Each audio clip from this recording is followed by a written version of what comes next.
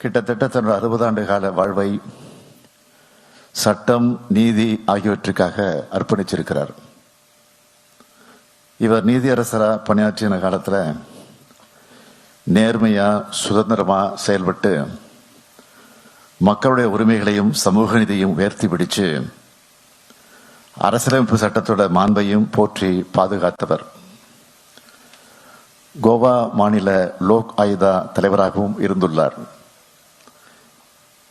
இவர் ஏன் இன்னைக்கு தேவைப்படுகிறார் என்றால், பாஜகவின் அரசியலமைப்பு சட்டத்தை சிதைக்க நினைக்கிற இந்த நேரத்தில் அரசியல் சட்டத்தை பாதுகாத்த நீதி அரசரான இவர் அதை பாதுகாக்க பொறுப்புக்கு தேவைப்படுகிறார். மாண்புமிகு சுதர்சன் ரெட்டி அவர்களை பொறுத்த வரைக்கும் தமிழ்நாட்டுக்கும் தமிழ்நாட்டோட உணர்வுகளுக்கும் மதிப்பளிக்கக்கூடியவர். அதுக்கு ஒரு எடுத்துக்காட்டுத்தான் புதிய தேசிய கல்விக் கொள்கையை திரும்ப பெற வலியுறுத்தி தமிழ்நாடு முற்போக்கு எழுத்தாளர் கலைஞர்கள் சங்கம் நடத்தின மாநாட்டில் அவர் பேசினதை சுருக்கமாக சொல்லணும்னா, இது திருவள்ளுவர், பாரதியார், பெரியார், கலைஞர் ஆகியோருடைய மண். போராட்ட குணத்தை இந்த மண் எப்போதும் விடுவதில்லைன்னு சொல்லி புதிய தேசிய கல்விக் கொள்கைக்கு எதிராக போராடுறது நம்முடைய கடமை. இது இந்த தேசத்துக்கு நாம் செய்ய வேண்டிய மிக முக்கியமான பணி.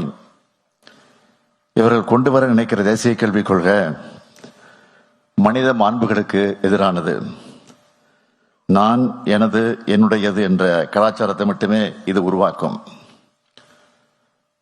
பன்முகத்தன்மையோ கல்வியின் ஜனநாயக பரவலையோ இது உருவாக்காதுன்னு தன்னுடைய கருத்துக்களை பதிவு செஞ்சு தமிழ்நாட்டோட உணர்வுகளை உறுதியோடு வெளிப்படுத்தினார்.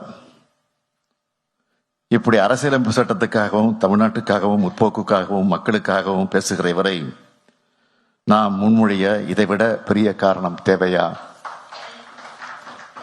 ஆனா முன்னாள் உச்சநீதிமன்ற நீதியரசரை மாண்புமிகு உள்துறை அமைச்சர் என்னன்னு விமர்சிக்கிறார், நக்சல்னு சொல்லுகிறார்.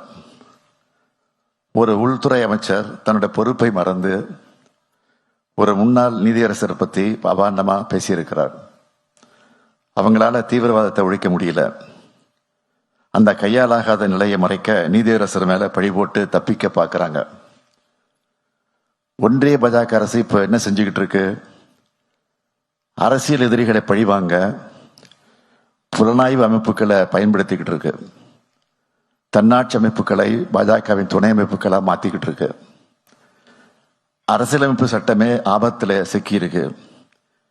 இந்த சூழல்ல இந்தியாவோட அடிப்படை கொள்கைகளான மதச்சார்பின்மை, கூட்டாட்சி தத்துவம், சமூக நீதி, வேற்றுமையில் ஒற்றுமை ஆகியவற்றை நம்பிக்கை கொண்ட ஒருத்தரா இன்றைக்கு அவர் நமக்கு கிடைத்திருக்கிறார்.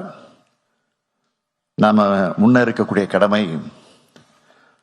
ஆனா பாஜகவோட தமிழ்நாட்டுக்கும் தமிழ்நாட்டு மக்களுக்கும் எதிரான அத்தனை நடவடிக்கைகளையும் செஞ்சுட்டு தமிழர் என்ற முகமுடியை அணிஞ்சு ஆதரவு கேட்கிறாங்க. இதெல்லாம் ரொம்ப பழைய ட்ரிக்கு. தனி மனிதர்களை விட தத்துவங்கள் தான் அரசியலை வழிநடத்தும்.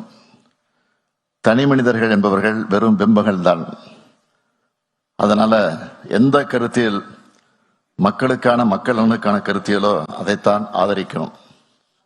எனவே சட்ட ரீதியாகவும் மனித உரிமைகளுக்காகவும் போராடின, வாதாடின, தீர்ப்பு வழங்கின மாண்புமை சுதர்சன் ரெட்டி அவர்கள் இந்திய ஜனநாயகத்தை காக்க, நாடாளுமன்ற மரபுகளை காக்க, மக்களாட்சியை காக்க, அரசியலமைப்பை காக்க குடியரசு துணைத் தலைவராக வெற்றி பெற்று வரணும்னு வாழ்த்தி விடைபெறுகிறேன். நன்றி, வணக்கம்.